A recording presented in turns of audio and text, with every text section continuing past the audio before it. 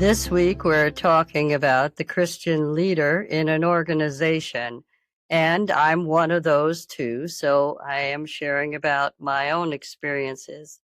And part of the thinking for myself is to look at how I can develop more strategies in supporting those around me.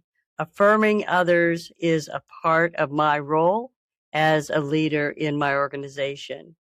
This takes some time, some effort, and some commitment on my part and the part of those you're working with as we look at the ways in which our work can be accomplished as we learn to engage with others.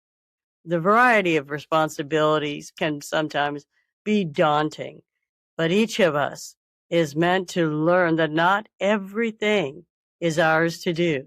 And as we begin to affirm with relational connections, our staff or those that we're co laboring alongside in partnerships of one type or another, we can cultivate a place where there can be work done and affirmation as well.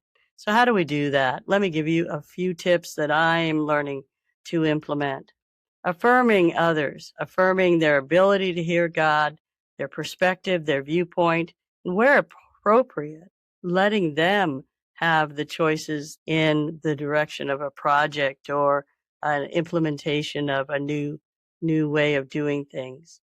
Looking at how that we can encourage that transparency begins with us as the leader, and trusting that that person's ability to navigate changes and to integrate in new ways themselves is also possible.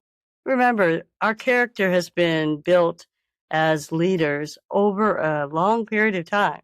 And as that is true for you, it may be different for those that you're directing and assigning some things. This may be a new situation, a new role, or a new way of doing things.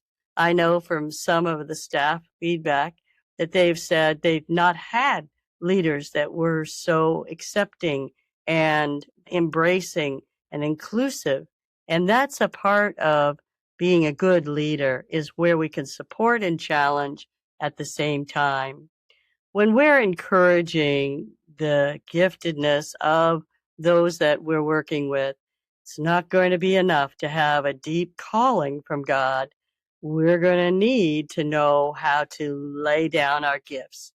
And when we talk about laying down our lives for one another, this is where having those difficult conversation and the places where we can talk directly about the areas where we see some great things happening in this area, and we'll need to take some course correction in this other area. We all need that give and take.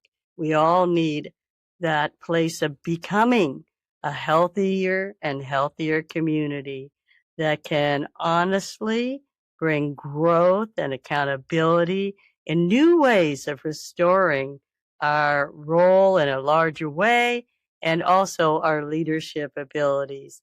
Fine tuning those is something that is excellent, and we want to lean into that. It's part of Romans 12:10.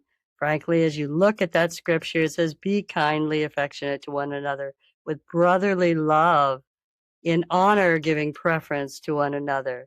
And that preference sometimes means that I have to turn and have time with my staff first and foremost before I go headlong into those projects that are going to take me overtime sometimes. Perhaps as a Christian leader, you too have found that there are relational issues that are sticking points for you. It first is for us to start with ourselves. As we are growing our organization, we want to start in relationship, and the way in which we connect can set a table of inclusion where we each dare to have the conversations and invite others to see that we're becoming safe, and with humility, we're looking for our God to help us find our way.